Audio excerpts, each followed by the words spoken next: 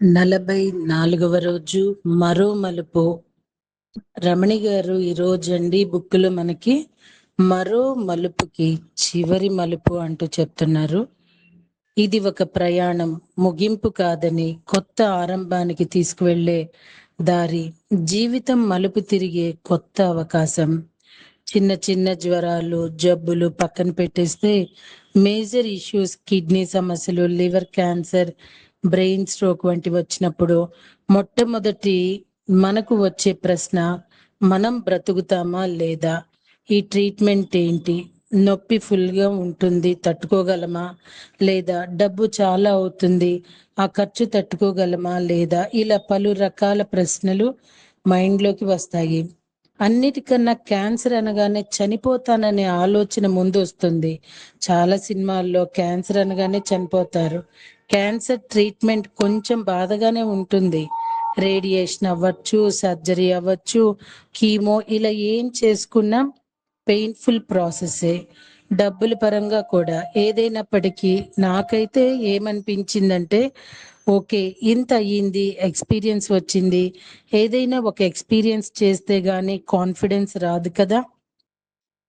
నా యొక్క ఈ జర్నీలో అన్ని ఫేస్ చేశాను. నొప్పి, సఫరింగ్, మెడిసిన్, నకసిక పర్యంతం అన్ని నొప్పులే, A to Z. A meditation నా శరీరానికి ఎలా సపోర్ట్ చేస్తుంది, మెంటల్గా ఎలా ఉంటే నేను హ్యాపీనెస్గా ఉంటానో, నా ఎన్విరాన్మెంట్ ఎలా ఉంచుకుంటే ఇందులో నుంచి హీల్ అవ్వగలుగుతాను. 100 రకాలు బ్రెయిన్లో ప్రాసెస్ అయ్యాక ఫైనల్గా నేను డిసైడ్ చేసుకునేది ఏంటంటే, నాలాగా సఫర్ అయ్యేవాళ్ళు, నాలాగా ఉండేవాళ్ళు లక్షల మంది ఉన్నారు. వాళ్ళల్లో ఒకరిలోనైనా ఈ పుస్తకం ద్వారా మార్పు తీసుకురాగలగాలి. అది చేయగలిగితే నా జీవితంలో అదే నాకు ఒక అచీవ్మెంట్. మనం పొందిన ఏ జ్ఞానమైనా పంచేయాలి. అందుకే గురువు గారు పత్రిజీ అంటారు, పంచితే పెంచబడుతుందని. ముఖ్యంగా ఈ వ్యాధి జర్నీలో నేను పొందిన ఎక్స్పీరియన్స్ ఏంటంటే, ఎదుర్కోగలిగిన విధానం ఒక్కొక్క దశ డిఫరెంట్ గా ఉంటుంది. నా వంతుగా 100 భయాల్లో ఒకటి తగ్గించగలిగిన ఎంతో తృప్తిస్తుంది. అలాగే మనల్ని మనం నిలబెట్టుకుంటూ ముందుకు వెళ్ళగలగాలి. చాలా మంది ట్రీట్మెంట్ ఎలా ఉంటుందో అని భయపడిపోతారు. వారికి ఉన్న ఆ జబ్బును అర్థం కూడా చేసుకోలేరు. ఇక జీవితాన్ని చాలించుకుంటారు. నేను చెప్పేది ఏంటంటే, క్యాన్సర్ ఎందుకు వస్తుంది, ఏం తినడం వల్ల, ఏం తినకపోవడం వల్ల అని కాదు, ఎందుకు వస్తుంది అనేది పెద్ద ప్రశ్న. ఎవరికీ తెలియదు, ఎవరికైనా రావచ్చు. ఇప్పుడు ప్రతి ఒక్క ఇంట్లో ఒక క్యాన్సర్ పేషెంట్ ఉంటున్నారు. అది కాకుండా బీపీ, థైరాయిడ్, షుగర్ అన్నీ ఉంటున్నాయి. క్యాన్సర్ వచ్చింది అని తెలియగానే ఏడ్చి డిప్రెషన్ అయిపోయి చాలా లో అయిపోవద్దు. జీవితంలో ఆధ్యాత్మికంగా తీసుకుంటే ఒక అమౌంట్ ఆఫ్ పెయిన్ ని గో త్రూ అవ్వాలి. ఇందులో నుండి బయటపడే ఛాన్సెస్ చాలా ఉన్నాయి. 100% ట్రీట్మెంట్ చేయించుకోవాలి. మధ్యలో వదిలేయకూడదు. క్రేవింగ్స్ ని కంట్రోల్ చేసుకోవాలి. మైండ్ సెట్ ని సరిగా పెట్టుకోవాలి. మన చుట్టుపక్కల ఎన్విరాన్మెంట్ బాగా పెట్టుకోవాలి. శరీరంలో ఉన్న ఎన్విరాన్మెంట్ కూడా చాలా బాగా పెట్టుకోవాలంటే శరీరానికి సరైన ఆహారం ఇవ్వాలి. ఈజీగా డైజెస్ట్ అయ్యే ఫుడ్ని తినాలి. అలాగే బాగా నిద్రపోవాలి. డాక్టర్ ఏం చెప్తే అది 100% ఆచరించాలి. అంతేగాని ప్రిస్క్రిప్షన్ ముందు పెట్టుకొని గూగుల్లో సెర్చ్ చేయకూడదు. నా సలహా ఏంటంటే, ఆంకాలజిస్ట్ ని రెగ్యులర్ గా కలిసి డాక్టర్ చెప్పింది పాటించాలి. నాలెడ్జ్ ఉండాలి, కానీ పిన్ టు పిన్ అవసరం లేదు. ప్రతి క్యాన్సర్ కి ట్రీట్మెంట్ ఉంది. ఫస్ట్ నార్మల్ ట్రీట్మెంట్ కంప్లీట్ అయిన తర్వాత అప్పుడు మూలికా వైద్యం కానీ సపోర్టివ్ మెడిసిన్ కానీ తర్వాత వాడవచ్చు. మొదట ఇందులో నుంచి బయటపడాలి. చాలా ధైర్యంగా ఉండాలి. ఆ టైంలో పలకరించడానికి వచ్చిన వారు జనరల్ టాపిక్స్ అన్ని కూడా ఈ వ్యాధికి సంబంధించి మాట్లాడుకుంటారు. అందులో అన్ని చనిపోయిన కేసులు ఎక్కువగా వినిపిస్తూ ఉంటాయి. నేనేం చెప్తానంటే, ఫస్ట్ పేషెంట్ దగ్గర చావు కబుర్లు మాట్లాడకూడదు. ఎవరైనా నా దగ్గర ఇలా మాట్లాడుతున్నా నేను దానికి వెంటనే నేను ఇది వినకూడదు, నా చెవులు రిసీవ్ చేసుకోకూడదు అని నాకు నేను చెప్పుకునేదాన్ని. కానీ అందరికీ అలా చేయాలని తెలియదు కదా. పేషెంట్కి ఎక్కువ ఇన్ఫర్మేషన్ ఇవ్వకూడదు. ద బెస్ట్ అని అనిపించినవి షేర్ చేయండి.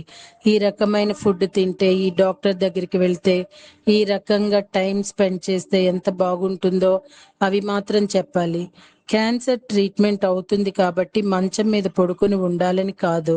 మన ఓపిక ఉంటే అన్ని పనులు నెమ్మదిగా చిన్నగా చేసుకోవచ్చు.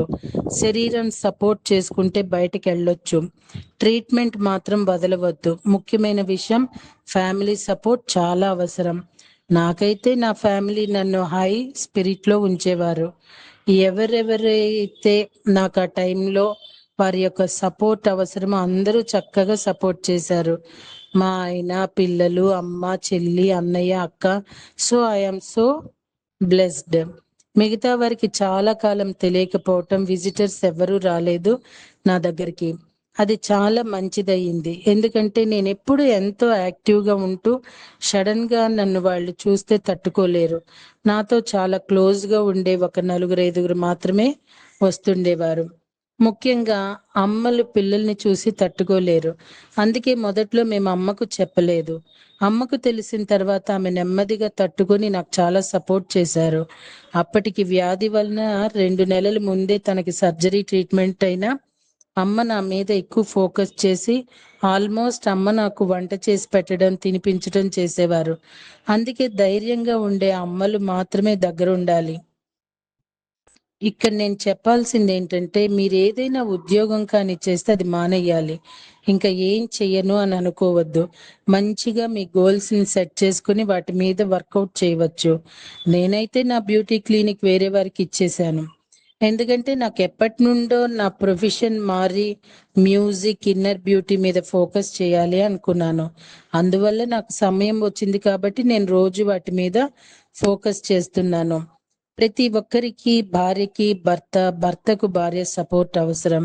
ఆ సపోర్ట్ వల్ల నేను తొందరగా కోలుకున్నాను. వ్యాధి వచ్చిన వాళ్ళంతా చనిపోతారు అని ఎప్పుడూ అనుకోవద్దు. చాలా హాస్పిటల్స్ ఉన్నాయి, మంచి డాక్టర్స్ ఉన్నారు, అడ్వాన్స్ ట్రీట్మెంట్స్ ఉన్నాయి.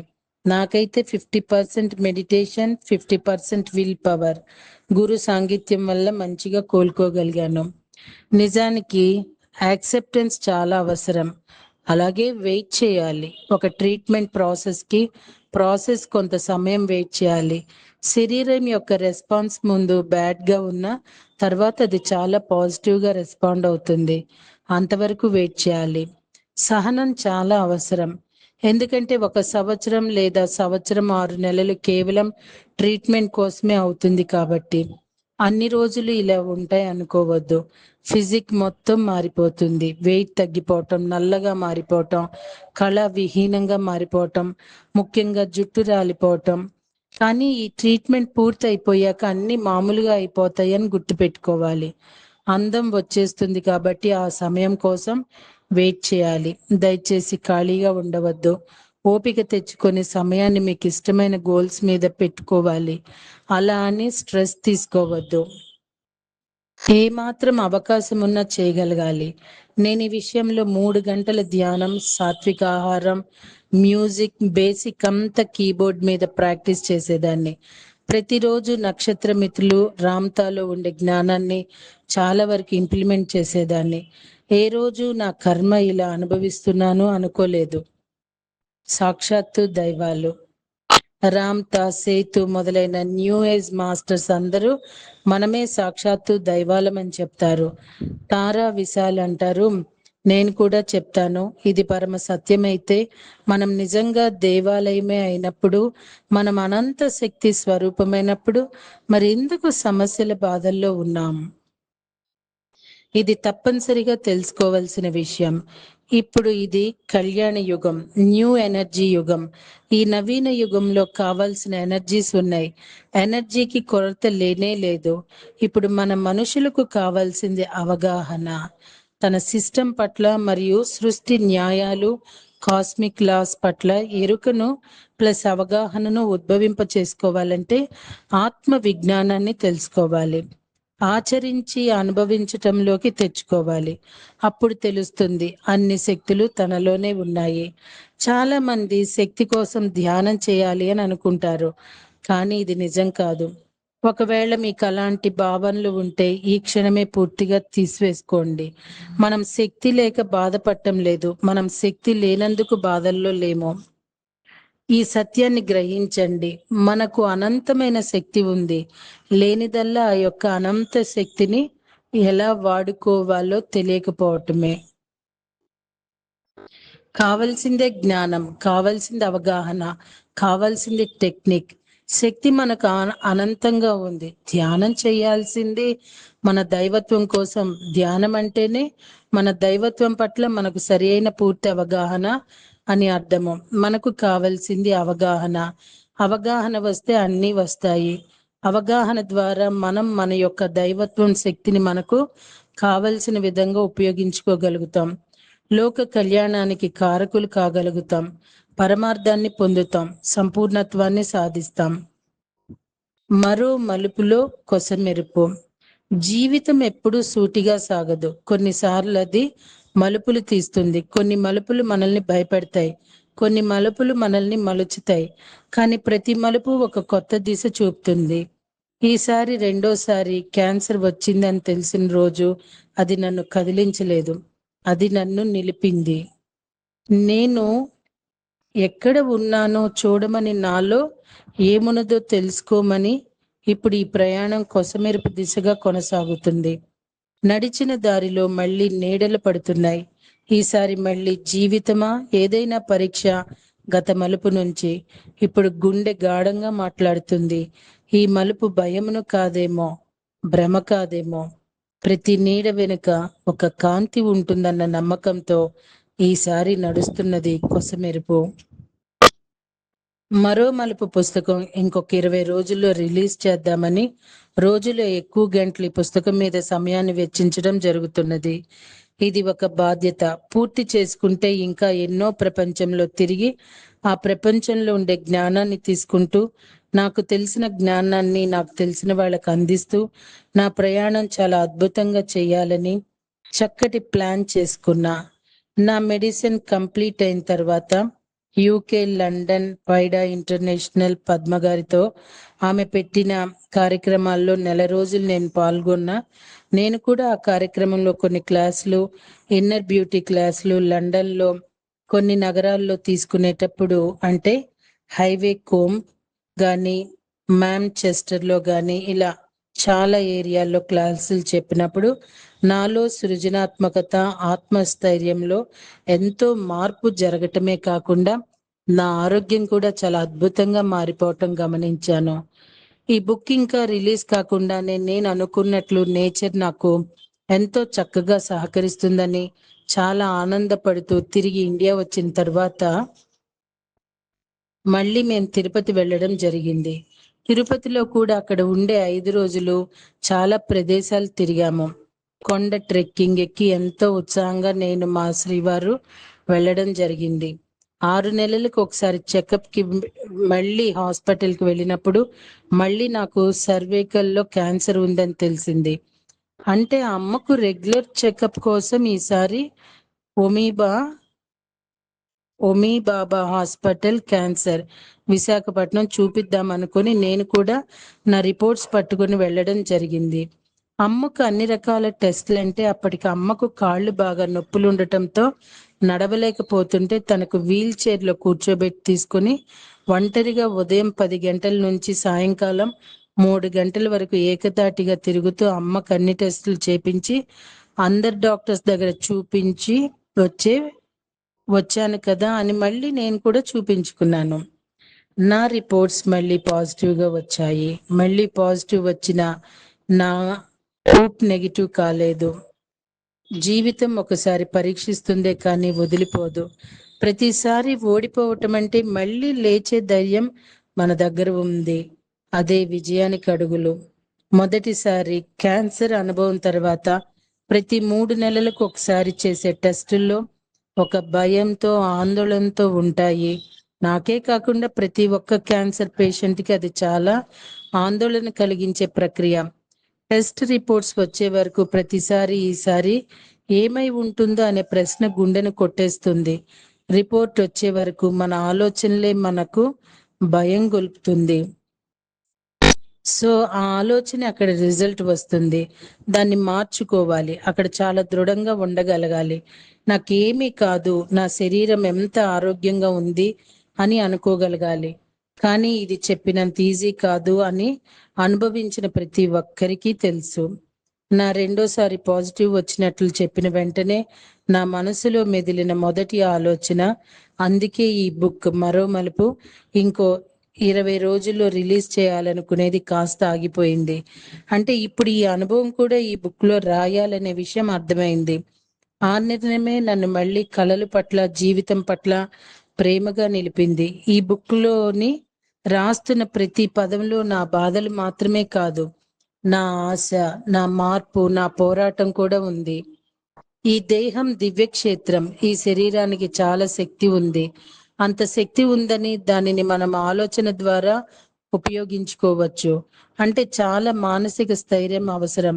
అలాంటప్పుడు మనం ఇంటి వాతావరణం కన్నా ఒక జ్ఞానక్షేత్రంలో ధ్యానుల మధ్యలో గడిపినప్పుడు మనోస్థైర్యం పెరుగుతుందని అర్థం చేసుకొని హాస్పిటల్లో డాక్టర్స్ ఏవైతే టెస్టులు అంటే PET scan, MRI, CT scan, biopsy ఇలా అన్ని టెస్టులు ల్యాబ్లో ఇచ్చేసి ఆ సమయంలో జరుగుతున్న ప్రకృతి వ్యాలీలో మహాకరుణ ధ్యాన మహాచక్రానికి వెళ్ళి అక్కడ కార్యక్రమంలో పాల్గొంటూ ధ్యానులతో గడిపి పాట కచేరీ చేయటానికి సంగీత సాధన చేస్తూ నా రిపోర్ట్ వచ్చేసరికి నా మనసు మరొక ఆలోచన లేకుండా ఈ ప్రకృతి వ్యాలీ వాతావరణం చేసింది. దాంతో నా మనసు చాలా తక్కువ శాతం కృంగటమే కాకుండా ధైర్యంగా ఉంది. అదే కాకుండా నిండా మునిగిన వాడికి చలేంటి అనే సత్యాన్ని కూడా నాకు అర్థమైంది. డాక్టర్ చెప్పిన ప్రతి విషయాన్ని మరలా చేస్తున్న ట్రీట్మెంట్ సిద్ధమై సాధారణ వ్యక్తికి చిన్నపాటి చికిత్స అనినట్టు ముందుకు సాగటం జరగండి. మధ్య మధ్యలో కొంత భయం ఉన్నా వెంటనే ఆ భయాన్ని ఎన్నో నిమిషాలు ఉండకపోవటానికి నేను ఆ సమయంలో గడిపిన ప్రదేశం. సో మళ్ళీ డాక్టర్స్ నాకు 6 to 8 కీమో సజెస్ట్ చేశారు. కానీ ఈసారి డివైన్ వాటర్ నా శరీరానికి కించెత్తు బాధ పెట్టలేదు. సాధారణ వ్యక్తిలాగా 21 రోజులకు ఒకసారి హాస్పిటల్కి వెళ్ళి డివైన్ వాటర్ తీసుకుంటున్నాను. మనసుకు, శరీరానికి మళ్ళీ మొత్తం విశ్రాంతి, శరీరం ప్రేమించటంలో సమయాన్ని గడుపుతున్నాను. ఇప్పటికి 4 డివైన్ వాటర్ తీసుకున్నాను. ఇంకా నా మనసు చెప్తుంది మిగిలిన 4 వద్దు. ఆ సందేశాన్ని నేను తీసుకుంటూ 5వ డివైన్ వాటర్ని తీసుకోవటం లేదు. నాకు కేవలం అనుభవానికి మాత్రమే, కానీ శరీరానికి ఏమీ జరగదు. ఒకవేళ శరీరం లోపల క్యాన్సర్ కణాలు ఉన్నా కూడా తనకు తాను హీల్ చేసుకునే శక్తి ఉంది అని నమ్మాలి అని గట్టిగా తెలుసుకున్నాను. రేపటి రోజు నుండి హోలిస్టిక్ ఎనర్జీ అంటూ చెప్తున్నారు, తెలుసుకుందామా? Thank you.